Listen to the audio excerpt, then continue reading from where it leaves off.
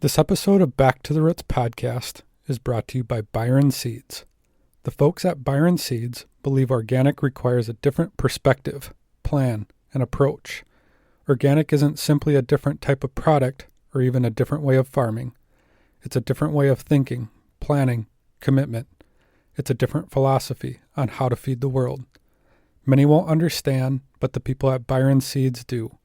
We're owned by organic dairy farmers. We not only have the product, but we plan, manage, and execute organic. We speak your language, we share your struggles, and we laud your successes.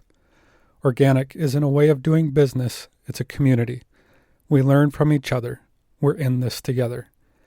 We'd be glad to talk cropping plans, management systems, the road to profitability. We understand what you're trying to do. We're farmers just like you. Visit us at byronseeds.net or give us a call at 800-801-3596. And thanks to Byron Seeds. This episode is also brought to you by Mercaris. Mercaris produces the most comprehensive, trusted market analysis for organic and non-GMO agriculture. Do you have farm gate prices? If so, Mercaris invites you to join our farmer network, contribute your prices, and get access to the best information to run your farming operations. Get started by visiting us at mercaris.com/farm_gate_survey. And thank you to Mercaris.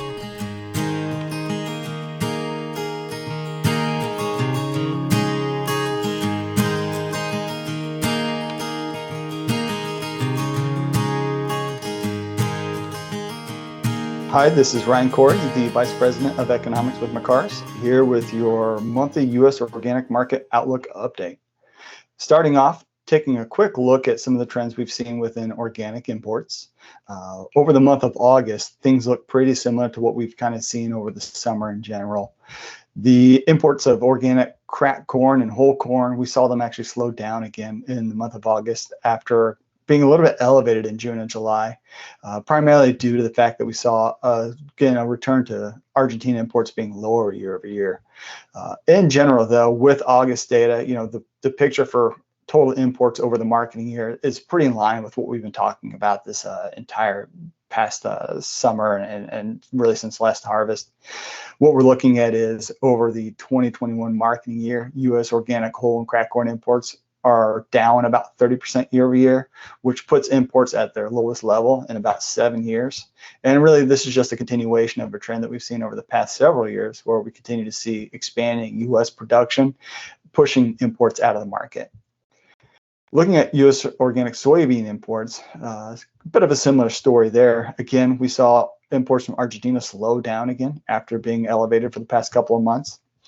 With that, we saw imports into the U.S. decline pretty substantially overall. And with August again being a reduced month of imports, that brings the marketing year in lower compared to the prior. For the 2021 marketing year, we're looking at U.S. organic soybean imports that are down about 17% year over year, or down about 48,000 metric tons compared to where we were over the 1920 marketing year. And then quickly taking a look at soybean meal imports. Over the month of August, what we saw is imports of organic soybean meal were lower again, really predicated on those reduced imports from India. What we've seen over the summer is, a slowdown in imports from India, and actually August saw a pretty substantial slowdown.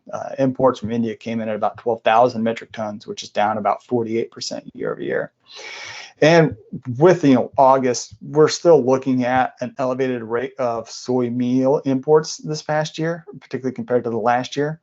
But following this really hot year that we've had for organic soybean meal imports over 2021, one thing that we did get over the month of August is a bit of additional information regarding the petition filed by the Organic Soy Processors of America. The petition they filed with the Department of Commerce seeking an investigation into countervailing duties and anti-dumping duties against organic soybean meal imports from India. And what we received at the very end of August was a decision memorandum from the Department of Commerce outlining basically its preliminary findings with regard to how it may be assessing the countervailing duties portion of the OSPA's petition. And really what they found, first off, they did come back and they determined that there was evidence to support that, U.S. industries have been materially injured by soybean meal imports from India.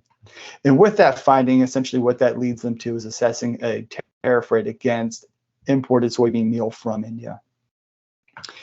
With regard to that tariff rate, it's kind of split in two. If we look at the companies that the Department of Commerce investigated, there were 13 companies that essentially refused to participate with the DOC's investigation and send them appropriate information. On those 13 companies, the DOC assessed what's called an adverse facts available rate for the countervailing duty. And essentially what that means is, since they did not provide information, the Department of Commerce assumed the highest possible rate for all of its investigations. And so for those 13 companies, the DOC in this memorandum is pursuing a countervailing duty rate of 266.37%. It's pretty substantial. Now, for the remainder of Indian companies, all companies other than those 13, they're actually pursuing a countervailing duty rate of only 7.05%, substantially lower. Now, those 13 companies, they're pretty sizable in terms of their scale and how much meal they send to the United States. And this preliminary memorandum that came out in August isn't the final determination. That won't actually occur until January of 2022. However, it does outline a lot of what the DOC is likely to determine once it does come to its final decision. Right now, this countervailing duty, the CVD portion of this thing, is still up for further investigation, and both the OSPA and the Indian soybean meal producers will have room to go back in and weigh in on this decision and potentially change it. But what we're looking at right now, it's likely that we're going to see a pretty substantial tariff rate applied to these companies that refuse to apply or provide information to the DOC, and then a much lower rate applied to the remainder. The other thing to keep in mind with this is, even with the companies that face this 7% CVD rate, there's another duty that is being currently assessed against Indian soybean meal exporters, and that's the anti-dumping duty. With regard to that, its determination is set to be released by October 27th. And the tariff rate that's being pursued within the anti-dumping duty portion of this is 158%. So what that means is, between the countervailing duty and the anti-dumping duty, if both of those go into effect as they're currently kind of proposed to go into effect, we're looking at a tariff rate on Indian organic soybean meal imports that's anywhere between 424 and 165.5%. So really from high to higher in terms of what that tariff rate could look like. Now, we don't know that either of these rates are final. In fact, we know that they're both preliminary. And the 158% anti-dumping duty, it's more speculative than it is preliminary, because that decision won't be released until we get to October. However, if we take what we do know now from the DOC's decision and we try to kind of extend from that and try to draw some inferences of what it might look like, really the picture appears that by the time we get to the first quarter of 2022, we could be seeing a situation in which Indian soybean meal imports are going to face pretty substantial tariff rates. Well, that is significant news, especially within the soybean world. And as we've talked about in multiple podcasts this year, with the availability and pricing of beans being so volatile, well, not volatile, but just high and hard to find. It doesn't look like there's going to be any relief there. And the question for you, Ryan, I know we've talked before that somewhere in the 40% range of our organic soybean meal that is brought into the U.S., or that are around 40% of our U.S. needs of soybean meal come from India. That tariff essentially puts them out of the market. So can we replace that? And what is best and worst case scenario for if this actually happens? Yeah, thinking about what this decision could mean with regard to U.S. supply, right? Talking about the significance of India. Over this past year, we estimate that we imported somewhere around 371,000 short tons of organic soybean meal from India. And yeah, that's about 43% of not just our soy meal, but our total soy supplies. To kind of put that in the context of acreage, to replace, those 371,000 short tons of soybean meal that we imported, that's more than 400,000 acres of organic soy. It's a substantial portion of the U.S. supply picture. So if we think about maybe what the ramifications are, if we do see this, maybe we'll call this our worst case scenario, right? A tariff rate of anywhere from 424 to practically 166% on Indian soybean meal. In the near term, it really depends on, the ability of the Indian companies that are facing this lower tariff rate to continue to source meal. If we think about where U.S. soybean meal prices are now, you're talking $1,400 to $1,700 a short ton. Even with 165%, 166% tariff rate, that makes Indian meal prices high, but it doesn't actually make them catastrophically high relative to what we're seeing in the U.S. market, particularly given the fact that, we continue to see Indian meal come in at around $700, $800 a short ton. But that's a short-term situation. Long-term, that's not really sustainable. And if we think about where we might fill in some of those losses of Indian soybean meal, the first place that seems to occur to me is one thing that we've seen over the past several years, as we've seen this escalation in Indian soybean meal imports, is a drastic reduction in Indian soybean imports. And if we aren't importing Indian soy in the form of meal, and we are shutting off that portion of the market, then it seems very likely we'll start to pick some of that supply back up in the form of beans, and it'll be coming into the U.S. market in the form of beans, and some of that supply will be replaced by that. But we're not likely to see a complete replacement that way. We'll probably see an increase in meal imports from other countries that aren't facing these tariffs. Particularly if we look at the Black Sea region, which used to send us more soybean meal, potentially from Canada, who has been a steady but not as significant supplier of soybean meal in the past. Likely Latin America will continue to expand its ability to supply, and Africa as well. We've seen imports from Africa in terms of soybeans escalate over the past year, and with this big of a hole being within the market, we're likely to see infrastructure put in there, and they're going to start sending us more organic soybean meal. So over the next year, it will likely see soybean meal come in from a variety of places as they put in infrastructure and they forge relationships there.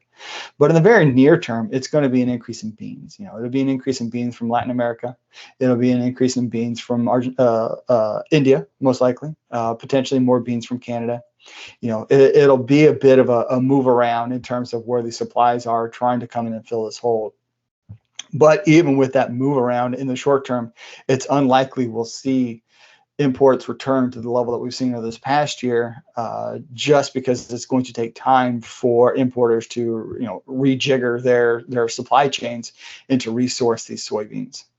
Well, and like you said, that's all short term, and probably likely that somebody will grab the opportunity. 43% of our overall organic soybean needs is a pretty big chunk, and there's obviously a business opportunity for somebody that wants to jump on it. But in the short term, have you heard anything from industry as far as folks that have gone through the headache already of trying to source bean meal to feed animals, primarily poultry or pigs, and that will continue until that hole is filled. Have you heard any reactions from industry as far as how they're feeling with this potential for major tariffs put on a large supply of their needs? I think the one big issue that's going to occur with this is it's occurring at the same time that we're facing a situation in which global supply chains are just kind of a mess right now, right? Being able to get space on ships and get access to containers to move stuff between countries is just extremely difficult and extremely expensive. There's been enough activity out of Asia, and even getting shipments out of India, I know have been challenging, but it's going to be even more difficult now because we're kind of limiting the number of partners we're willing to deal with in terms of locking in that logistics side of this picture. But, maybe going and looking at what that might look like, if what we're talking about here is a reduction in meal imports, which is most likely to occur, and that leading to an increase in bean imports, that means we're going to see more U.S. crush. That's very likely to be a result of this situation. And so part of this is going to be sourcing more domestically. Just how much of this crush can we bring domestically and move through the supply chain? That's a question. It's hard to say exactly what our U.S. capacity is for bringing that much production home. But yeah, it's going to be a challenging situation. Thinking about what this might mean for prices, the short answer to that is we really don't know, because a lot of this is still preliminary. We have the skeleton of what this is likely to look like, but it really won't be till we get to January of next year, or maybe even towards March, depending on how long it takes to come up with the final decision, that we really get the final meat on these bones. But that said, with what we know now, it's hard to see anything in this that might suggest any kind of bearish future for prices. If anything, all of these indicators suggest that we're going to see a tighter U.S. market over this next year, and that's going to keep prices where they are, if not push them higher as a result. So, it's going to be a really, interesting, might be a too polite of a way to put it, but an interesting year that's ahead of us in terms of how supplies are going to shake out and what this is going to mean for the global logistics picture with regard to organic soy, and what it's going to mean for U.S. crush and production. Well, and I know on a lot of this, we're just, making an educated guess at what's going to happen. But I guess the next question would be, in the short term, we're coming up on harvest. I'm sure that U.S. farmers are seeing the opportunity in the prices of soybeans and possibly taking advantage. But in the short term, are prices holding pretty steady? And what are you seeing for domestic production projections at this point in time? Yeah, looking at the domestic picture, and one piece that we can kind of add here is over September, we put together our preliminary look at what we think U.S. production might look like. And if we look at organic corn within the U.S., it actually looks pretty optimistic. Currently, we're projecting about a 3% increase in harvested acres. And as we talked about last month, we're looking at about a 3 to 4% increase in yields year over year. So we're talking yield overall production that's likely to be up anywhere between about 7 and 8% year over year. Looking at the soybean picture actually looks even stronger. We're looking at about a 10% increase in harvested acres. And looking at that harvested acre picture with a little more detail, we saw both an increase in the number of operations who have organic soybean within their crop rotation this year. It's up about 8%. But we're also seeing farmers on average are putting in about 2% more soybean acres per operation. And so that gives about a 10% increase in harvested acres. And if we couple that with the fact that we're looking at yields that are likely to be up about 2% year over year, that means the U.S. production rather, is likely to be up about 2% or 12% in total by the time we get it through harvest. And, under a normal year, a 12% increase in U.S. production would be a little bit bearish for prices. But given the amount of uncertainty and the amount of risk around that soy meal import part of the picture, really kind of what we're seeing right now ahead of harvest is we're seeing prices that are holding sideways. If we look at organic feed grade soybeans delivered to U.S. Corn Belt elevators over the 2-week period ending September 4, they were averaging about $30 per bushel delivered, which is, we talked at the beginning of August, we saw a slight dip in prices, but we kind of speculated that, there's been a lot of volatility, and it's really just kind of recovery back from that dip. It's well within this range that we've seen of about $30 to $35 per bushel pretty much all summer.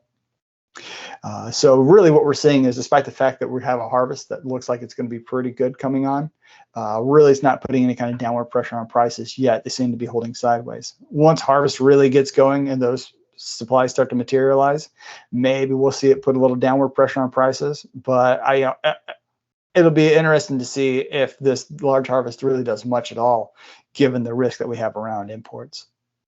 And then looking at organic corn, if we look at that same 2-week period ending September 4th, our survey recorded organic feed grade corn delivered to U.S. Corn Belt elevators averaged about $8.90 per bushel, which is down about 13 cents per bushel from the start of last month, but still well above where we were last year. Again, really kind of looking at prices that are sideways.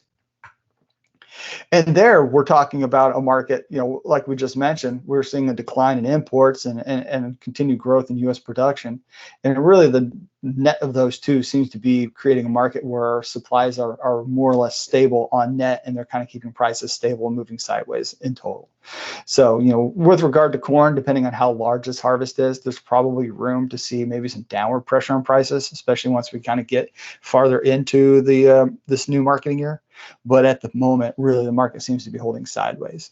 Well, certainly in the soybean market, domestic production is not what we've seen as a trend in the past, but with all that's happening in that world, we may see something similar to what's happened in the corn market happen in the soybean market, forced upon us and American farmers taking advantage of that in the meantime. But that is something that I think we will continue to follow in future episodes. Ryan, really appreciate the time and the information today, and we'll be back next month with more. Thanks a lot. Thanks, Brian. Hi, it's Rob Wallbridge here from Ontario with SureSource Commodities, and I'll give a bit of a crop update for September. Weather here in the east has been pretty favorable. We're still seeing a fair bit of rain. Some areas are being challenged by heavy rain events.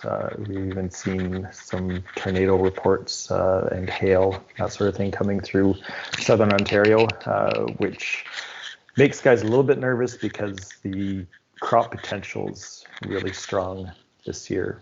Both corn and soybeans look excellent. People are talking about, bumper yields, especially in corn. The crop, again, has really responded well to the late summer weather after a bit of a dry start. Soybeans, talking with growers that are seeing, extra pod set at the top of the plants, which is always a great sign of strong yields.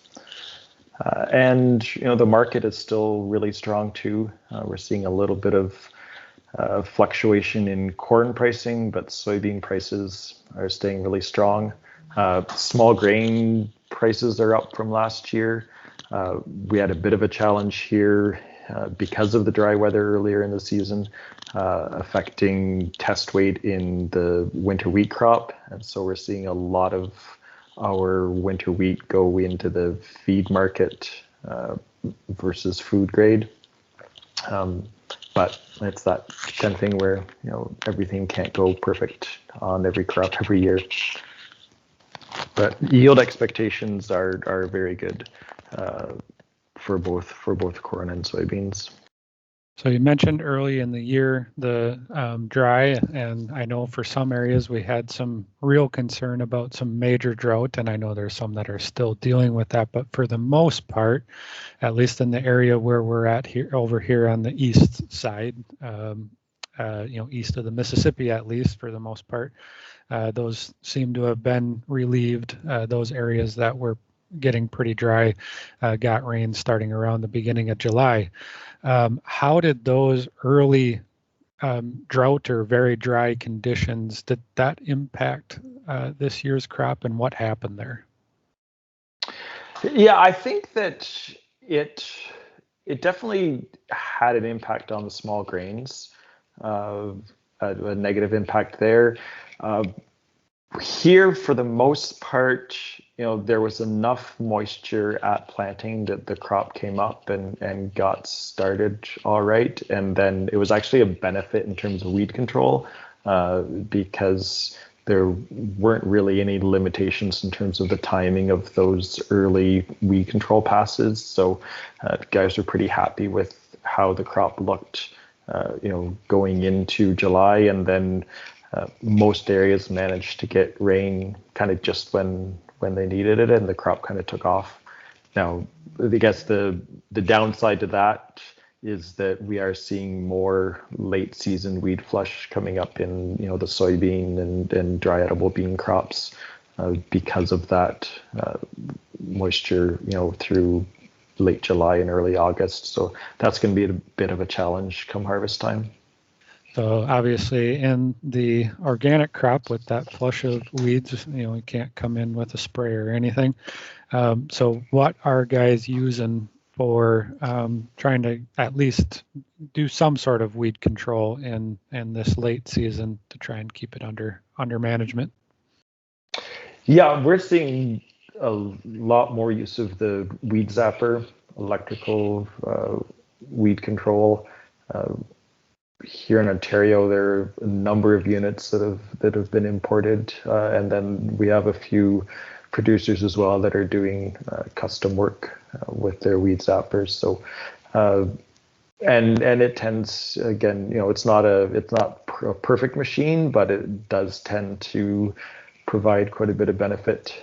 The other tool that growers have used for a long time are canopy mowers, and a lot of those are kind of home built units where you guys will put lawnmower blades or something like that on a frame and go out and just mow over the top of the crop, and so that will clean a crop up, make it a little bit easier at harvest time.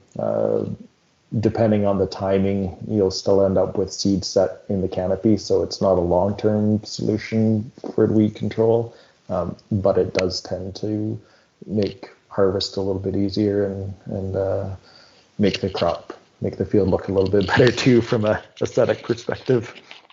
So it sounds like, and I know talking prior to recording here, that where you're at with the food grade bean market being available, beans have been a more profitable crop to grow compared to the area where I'm at, where corn would be the primary thing. And also on top of that, beans seem to be a bit tougher to grow, especially when the incentive isn't exactly there price wise. But as you mentioned, and in talking with Ryan Koory with Mercaris in the first part of this episode, bean prices have been significantly elevated due to the import issues and things along those lines. So question for you would be, as people, we're obviously wrapping up the end of, we're getting into harvest or moving into harvest time. But if prices stay elevated into next year, which it sounds like is a possibility, what would be your advice for folks that are looking to maybe increase or get into the soybean market for the first time as growers? Right. Yeah. We've always had a really strong soybean market here in Ontario and Quebec, and so, some growers you talk to will actually say they'd prefer to grow beans over corn, especially from a fertility management perspective. But soybeans, they still have fairly high requirements for potassium, and I see a lot of soil tests from organic farms where potassium levels are low or marginal, and so that's certainly something to pay attention to as well. In terms of weed control in the soybeans, which again tends to be more challenging than in corn, the best advice that I've come across in the last few years are higher seeding rates on those 30-inch rows. And so I've got growers that are doing 200,000, 300,000 seeds per acre.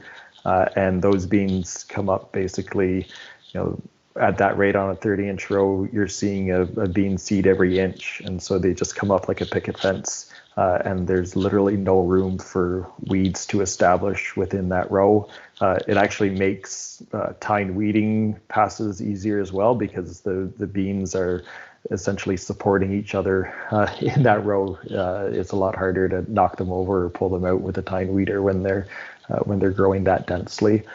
So it's not something that works perfectly for every variety. I do tend to see some varieties that will be a little more prone to lodging at that really high seeding rate. So it's not something that I would recommend everybody do across all their acres the first time. But certainly, if you're growing beans, if you haven't had experience with them before, definitely, the higher, raise your seeding rate over what conventional recommendations are for sure. And then, if you're already doing a relatively high seeding rate and want to experiment with really high seeding rates, then, you could go back and do a double pass and just see what happens when you really increase the density. Because in most cases, you will see improved weed control within that row. And then, generally speaking as well, like for any organic crop, the earlier that you can get out there and control the weeds, when they're still small, then the further ahead you're going to be all season. Yeah, great advice. And talking with farmers that are growing beans, that weed control is definitely both an art and a science. And the art side is where that experience comes in. But last question for you before we wrap up, just on the corn side. I know for the last year or so, corn inventories have been high because of pretty good yields. I think it was 2 years ago. And, with a bumper crop coming, I'm just wondering, in talking to farmers, as you're talking to farmers, is that inventory still out there, or have we worked through most of that, and this, what looks to be a pretty good crop this year, refill bins and reset inventory, or are we still working through some of that old stuff? Yeah, we're not finding a lot of old crop out there right now. So I think it's pretty much moved through the system. We've been pretty aggressive in going out there and looking for both old crop beans and old crop corn, and yeah, not finding a whole lot. So I think prices came up over the summer, and that definitely helped clean that out. Sure, that makes sense. And Rob will be joining us on a monthly basis to give a crop report. This will be a nice addition to our monthly market report. And we're moving into harvest time, and I'm sure next month we'll get a lot more details on exactly how this promising harvest is coming along and looking. So look forward to doing that next month, Rob, and thanks a lot for your time today. Yeah, thank you.